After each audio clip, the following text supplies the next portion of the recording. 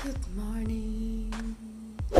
So, today's video, tuturo ko sa inyo kung paano mag-download ng music. Pero bago ang lahat yan, kung hindi ka pa nakasubscribe sa aking YouTube channel, mag-subscribe ka na at click ang notification bell para lagi kang updated sa mga upcoming video.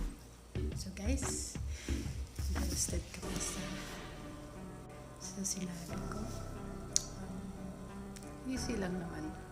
Kaya, sa mga para sa ang video natin para sa mga baguhan sa YouTube. Yung mga hindi pa nakakaalam. So, stay tuned po. Mag-aalis.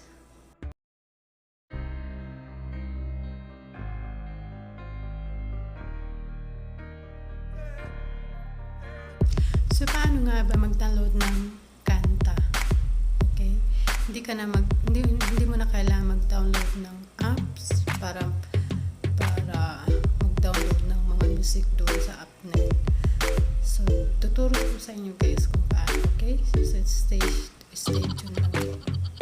Diyan lang kayo at samahan niyo ako hanggang sa huli. Okay? Okay. Unang gagawin ay punta lang po sa Google at i-type ang www.juice.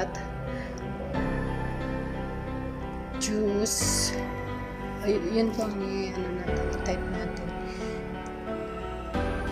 Guys, www.mp3 juice download free mp3. Yan po ang click natin. Okay. Ang pinakauna dyan sa baba na lumabas, yan po ang i-click. Dyan tayo mag-download. Ayan. At i-type lang po dyan ang kanta na gusto mo. Guys, kasi itong mas makikita lahat dito ang mga kanta ng mga bago, ganyan. Kasi updated lahat sila sa sa mga kanta, ganyan. So, sila ang update kung may mga bago. So, try natin. Guys. Hindi, yung kanta na yung bago ko. Hindi ko alam kung marikat pa talaga title yun. Pero yun ang uso ngayon din.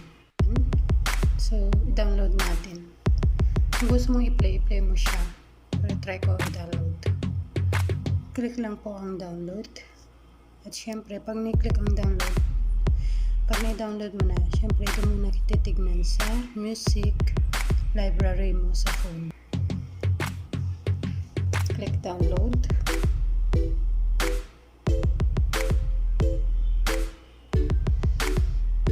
Kung makikita nyo dyan, guys, yan, nasa baba siya.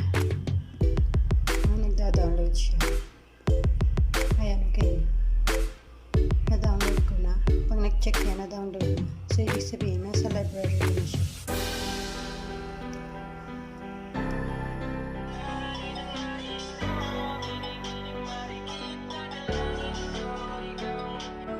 Ayan, guys. So, na-download ko na. Sensya na kayo sa phone. I-download ko na. So, doon mo lang titignan sa music library mo sa yung phone. Nakasave na siya. So, sana ang video na to ay nakatulong po sa inyo. At syempre, don't forget to click like and share po. Thank you. Thank you. See you next